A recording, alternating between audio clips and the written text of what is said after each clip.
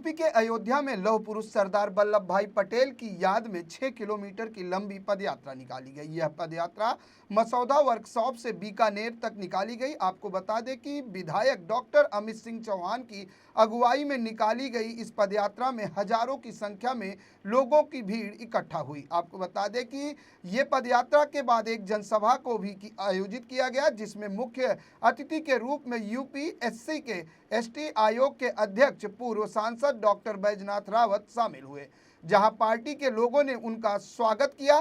कार्यक्रम संपन्न होने के बाद बैजनाथ रावत ने विपक्षियों पर जमकर हमला बोला। उन्होंने सपा सांसद अवधेश प्रसाद को कड़ा जवाब दिया और कहा कि बिहार विधानसभा चुनाव में वोटों की डकैती वाले सपा सांसद का बयान निराधार रहा।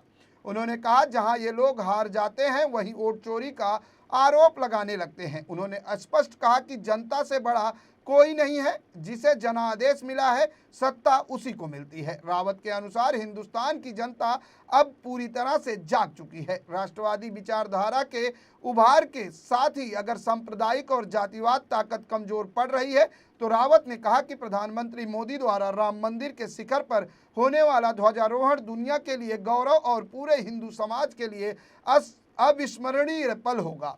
वहीं बीकापुर विधायक डॉक्टर अमित सिंह चौहान ने कहा कि अखंड भारत से प्रेरणा राष्ट्रवादिता गृह मंत्री सरदार वल्लभ भाई पटेल उस समय गृह मंत्री पद पर मौजूद नहीं होते तो जम्मू कश्मीर उस समय पाकिस्तान में हो जाता। मिल्कीपुर के पूर्व विधायक गोरखनाथ बाबा ने इस पदयात्रा का उद्देश्य सरदार वल्लभ भाई पटेल के पद चिन्हों पर चलने की बात कही। ऐसा संकल्प हम लोगों को भी लेना चाहिए। मसौदा वर्कशॉप से 6 किलोमीटर लंबी यात्रा जो सावित्री मैरिज लॉन में संपन्न हुई। हजारों हजार युवा, हजारों हजार माताएं बहनें, हजारों हजार वरिष्ठ नागरिकगण, नेतागण इस कार्यक्रम में उपस्थित हुए। मुख्य अतिथि के रूप में आदरणीय पूर्व विधायक, पूर्व सांसद, अनुसूचित मोर्चा के प्रदेश अध्यक्ष आदरणीय बैजनाथ रावत जी का संबोधन हुआ और सरदार वल्लभ भाई पटेल के पद चिन्हों पर चले ऐसा संकल्प हम लोगों ने आज लिया। पूरी तैयारी है, पूरी तैयारी है। साहब की भी प्यार आएगा। मोदी जी इतिहास लिखने के लिए पैदा ही हुए हैं, तो ऐसे इतिहास लिखते रहेंगे। बहुत लबालब हैं, बहुत खुश हैं हम लोग। आरोप होते हैं, निर्णय जनता ने सुना दिया है जो सर्वमान्य है। जनता की अदालत से बड़ी अदालत कोई नहीं है। जब कोई हारता है तो तरह तरह के आरोप लगाते हैं। आरोप सब निराधार हैं। जनता की विचारधारा राष्ट्रवादी हो गई है। अब जो राष्ट्र की बात करेगा, जो देश की बात करेगा, जो समाज की बात करेगा, अब देश पर वो राज करेगा। क्या लग रहा है 27 में क्या फर्क पड़ने वाला है चुनाव को लेकर? बिहार के चुनाव का मैसेज उत्तर प्रदेश में पूरे भारत बहुत सकारात्मक जाएगा। वहाँ की जनता की विचारधारा से यहाँ तमाम परिवर्तन हो गया है। लोग तमाम अब लोग ये समझ गए कि बिहार जैसी द्रोह डगर थी, वहाँ पर जनता ने समर्थन किया, तो बाकी तो यहाँ पर भारतीय जनता पार्टी की सरकार है, तो सकारात्मक संदेश जाएगा।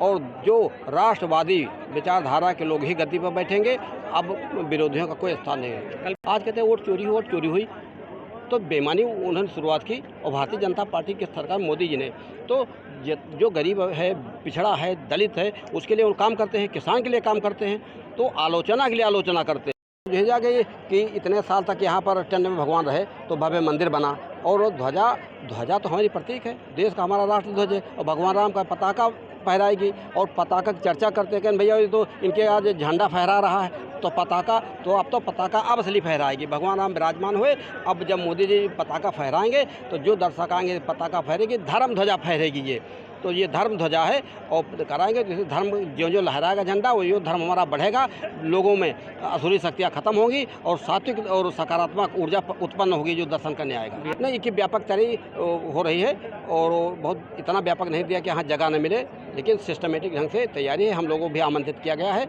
और शांतिपूर्वक सब लोग रहेंगे और इस भव्य कार्यक्रम